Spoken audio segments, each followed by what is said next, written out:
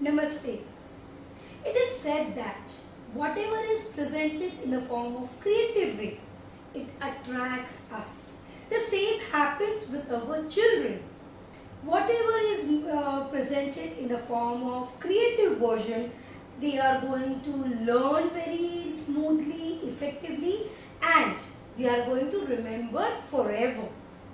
बच्चों को जो स्वर एंड व्यंजन की अगर हम बात करते हैं तो they face lot many difficulties because स्वर एंड व्यंजन में बहुत सारे कर्व्स एंड टर्न्स होते हैं. लेकिन अगर इसी चीज को हम एकदम सिंपलर वे में, क्रिएटिव वे में प्रेजेंट करते हैं ना, तो बच्चे उसको बहुत अच्छे से मेस्मराइज कर लेते हैं. चलिए हम उसके थोड़े एग्जाम्पल्स देखते हैं कि कैसे हम क्रिएटिव वे में इस चीजों को सिखा सकते हैं.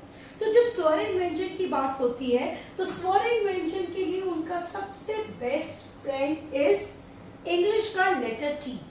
ओके, कैसे? जब हमें अगर बच्चों को अ से अनार सिखाना है तो हम क्या करेंगे?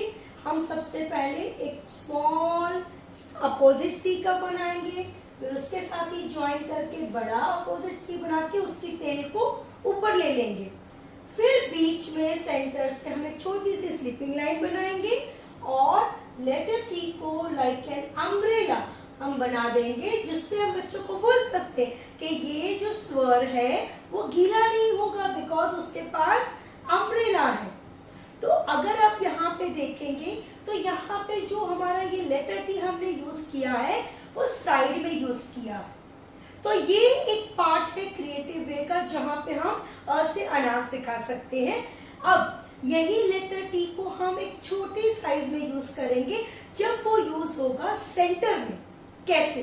अगर हमें बच्चों को ई से इंग्लिश सिखाना है तो हम बच्चों को बोलेंगे सबसे पहले बनाइए एक छोटी सी स्टैंडिंग लाइन, एक C curve, opposite C curve और उसके साथ नीचे टर्न लगाकर दादाजी की छड़ी बनानी है. अब ये जब दादाजी की छड़ी बन जाती है तब ये सेंटर लाइन के ऊपर हम बिठा देंगे स्लीपिंग लाइन को, जो अगेन बन जाएगा ई के लिए अम्ब्रेला, जिससे स्वर ई गीला नहीं होगा.